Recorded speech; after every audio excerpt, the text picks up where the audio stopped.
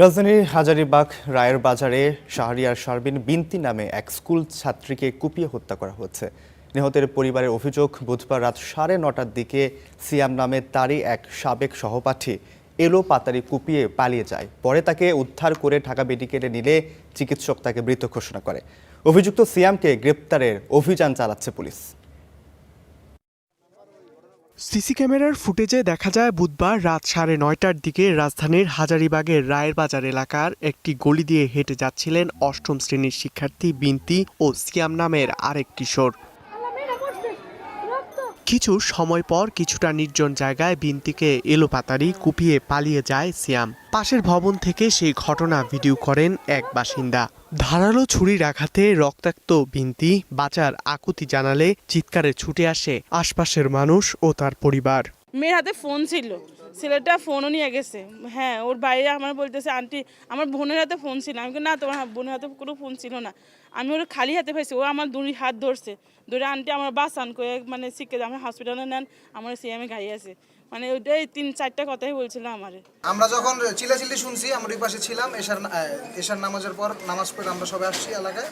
তখন এই মেয়ে বলতেছে বাঁচাও বাঁচাও বইলা এই বাড়ির ভিতরে ঢুকছে। বাড়ির ভিতরে ঢোকার পর মেয়ে পুরো আঘাতপ্রাপ্ত, রক্ত দিয়ে পুরো শরীর ভরা, ওইখানে সেন্সলেস হয়ে গেছে। সেন্সলেস হয়েছে পরে যে ছেলে কোপাইছে আর কি, ওই ছেলে ওখানে নাকি দাঁড়ায় ছিল কিছুক্ষণ।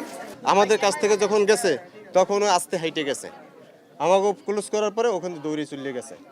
তাকে উদ্ধার করে ঢাকা মেডিকেলে নিয়ে গেলে চিকিৎসক তাকে মৃত ঘোষণা করে।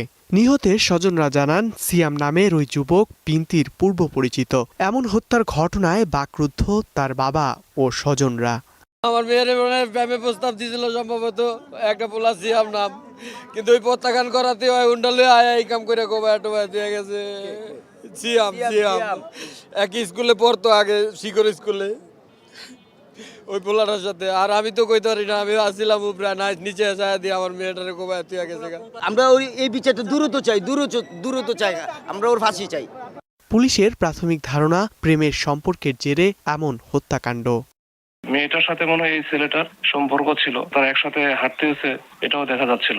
এদের মধ্যে কথা কাটারের একটা পর্যায়ে তখন সে ওই চাকুটা মানে নিয়ে আসছিল, আগে থেকে প্ল্যান করা ছিল। তো তখন এলোপাতারি ভাবে তা পাইছে আর কি। এই যে ছেলেটা কোপাইছে তার মোটামুটি আইডেন্টিফাই করা হয়েছে।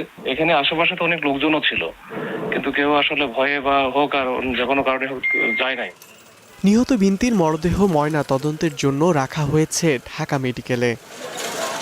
ধ্রুব গ্রামুল, স্টার নিউজ, ঢাকা।